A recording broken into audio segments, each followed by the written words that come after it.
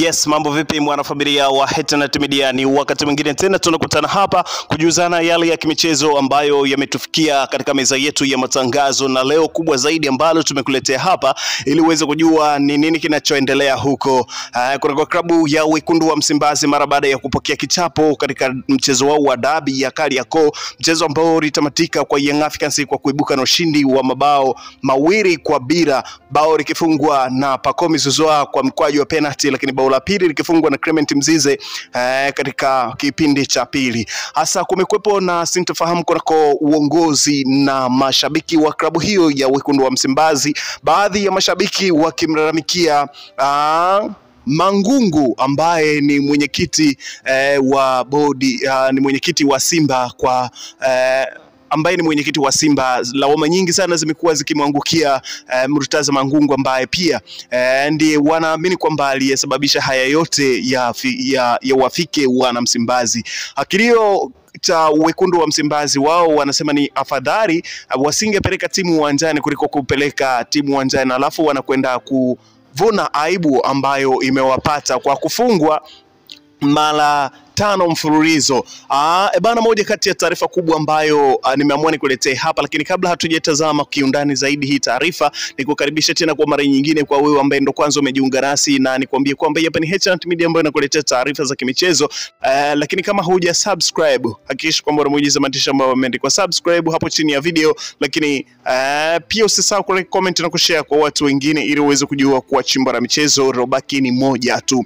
Bana, sauti nyingi sana za mashabiki wa klabu ya Simba ambazo zimekuwa na kilio, zingine zimekuwa na lawama, zingine zimekuwa na kashfa, lakini lawama na kashfa nyingi zikimwendea Murtaza Mangungu na mwenyekiti wa klabu hiyo ya Simba Sports Club. Lakini pia Mangungu mwenyewe amekuwa na la kuzungumza kuelekea kwa lawama hizo ambazo zimekuwa zikimpata kutokana na dabi hiyo ya Kariakoo ambayo imechezwa siku ya jana na kuibuka na ushindi huo kwa upande wa klabu ya Young Africans. Bana, Mangungu yeye anasema nikielezwa sababu ambazo zitakuwa ni za msingi, mimi nitakuwa tayari kuwajibika na nitakuwa tayari kujihuzuru. Haya ameweza kuyazungumza Murtaza Mangungu kupitia ukurasa wake wa Instagram, na aliweza pia kuhojiwa na waandishi wa habari kufuatia kwa sakata hilo ambalo linaendelea. Aliweza kujibu kwa kusema, hata mimi nasikia, lakini wanaosema ni jihuzuru, nafikiria kwanza watoe sababu za msingi, kwa kuwa hata wanaosema inabidi, kwa kuwa hata wanaosema labda inawezekana kwa kuwa jina langu ni rahisi kutumika katika maamuzi ya klabu, si peke yangu. Huwa tuna mikutano ya klabu kama mtu na tunatoa sababu zenye mashiko. Mimi sina shida kuwajibika. Murtaza Mangungu aliweza kuzungumza hayo mwenyekiti wa klabu ya Wekundu wa Msimbazi, lakini lawama nyingi zikiwa kwa mashabiki wengine wakilaumu benchi la ufundi la upande wa klabu ya Simba Sports Club, lakini pia wengine wakiwalaumu viongozi wote wa klabu ya Wekundu wa Msimbazi ni kwa nini walipeleka timu hali ya kuwa walikataa kwamba hawatoshiriki mchezo huo, tofauti na mchezo ambao ulikuwa umetajwa kuchezwa tarehe 15. Haya hapa ni mahojiano tuliyoyafanya na shabiki wa Simba katika kipindi cha kwanza cha mchezo huo wa dabi ambao ulifanyika jana katika majira ya saa 10 katika uwanja wa Benjamin Mkapa. Tumsikilize shabiki huyu na nini alichokizungumza kufuatia kwa mchezo huo ambao ulikuwa unakutanisha Young Africans na klabu ya Simba Sports Club. Ramadhani Musa Bomboma. Okay, katika dakika 45 hizi za kipindi cha kwanza, nini umekitazama na nini tathmini yako kuelekea katika dakika hizi 45 za kwanza kwa timu zote mbili? Cha kwanza naona Yanga kacheza mpira mmoja mkubwa sana. Sawa. Na afu cha pili naona Simba wameingia wako slow sana.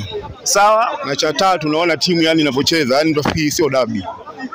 Nini ambacho unakiona na unachozungumzia kwamba huu mchezo unakuwa kama sio dabi? Yaani nini hasa? Hebu jaribu kuelezea tuone kwamba ni wapi Simba wamekosea. Ni kwamba wachezaji wa Yanga wamechangamka sana. Kwa mfano Mange kama Pacome anafanya anachokitaka. Sawa? Sawa. Kwa hiyo yani wachezaji wa Simba bado wako chini mno. Yani muda mwingi tumezoea kulipo kushambulia.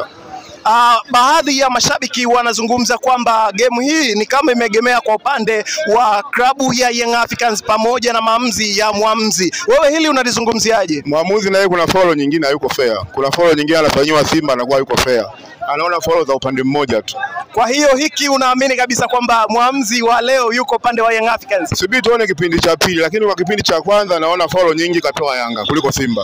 Katika kuelekea sasa katika dakika 45 za kipindi cha pili, nini unakizungumza wewe kama ungepewa wakati wa kumshauri Fadlu Davis? Nini ungeweza kumshauri katika dakika 45 za kipindi cha pili? Cha kwanza lazima waambie wachezaji ni dabi.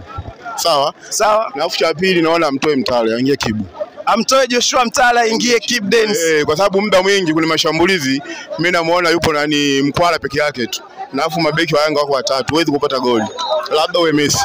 Katika namba za klabu ya Young Africans zinaonyesha kwamba katika kipindi cha pili dakika za mwisho huwa anapata magoli. Katika magoli yake 81 aliyopata, magoli mengi yamepatikana katika kipindi cha pili dakika za mwisho. Nini unakitahadharisha kikosi cha wekundu wa Msimbazi kuelekea katika hizo dakika 45 za mwisho? Sasa ni kwamba lazima waangalie kwanza Yanga anacheza na nani. Japokuwa Yanga mwenyewe anashambulia lakini Simba anakuwa anaiogopa.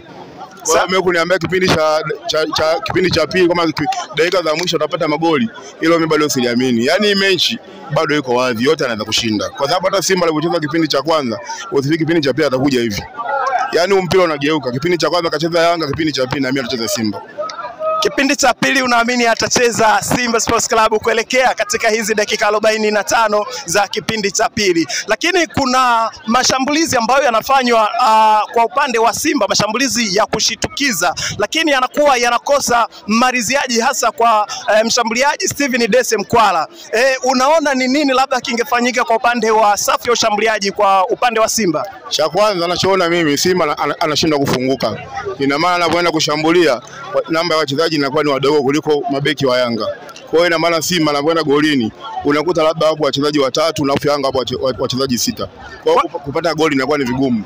Kwa hiyo ni dhahiri shahiri kabisa kwamba Young Africans ameingia kwa nidhamu ya kuheshimu Simba, ndio maana namba kubwa ya wachezaji wanakuwa nyuma. Yaani ni kwamba Yanga kwanza ana faida, hata sare inamtosha. Simba anatakiwa yafunge na ashinde, lakini Yanga hata sare tu.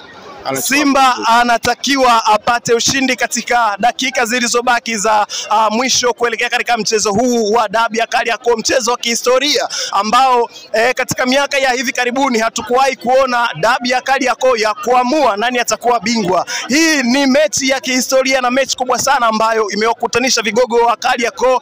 Tunazungumzia Young Africans pamoja na Simba Sports Club. Nini sasa unachokizungumza ama unachokiona katika dakika 45 za kipindi cha pili? Mimi nafikiri wachezaji wanataka kwanza wenyewe wajitambue. Hii ni mechi ya mwisho na istoshe Simba na muda mrefu hajapata kombe. Kwa hiyo inatakiwa wachezaji wajitoe kweli kweli. Yaani wasilete masiala. Wanapocheza wanacheza bado wako slow sana. Hatuoni kina Mpanzu anaenda sawa, lakini bado hatujaona kina Mpanzu wale. Kuna Aua mwenyewe anacheza lakini bado sawa. Kuna nani huyu Joshua Mtale naye yupo anazunguka tu, hata akishika mpira mara anaanguka, umeona. Kwa hiyo wachezaji wenyewe yani wanatakiwa wajitume zaidi. Bila yani wao wanatakiwa waelewe kwamba ni dabi. Kwa hiyo mpaka hapa Simba Sports Club ama Young Africans, nani aliyeweza kuelekea kwa takwimu zako na dakika hizi 45 za kipindi cha kwanza? Yaani ni kwamba Yanga akacheza mpira mzuri kuliko Simba. Kwa hiyo Simba ajitathmini na ajitafakari katika dakika 45 za kipindi cha pili. Ni sahihi kabisa.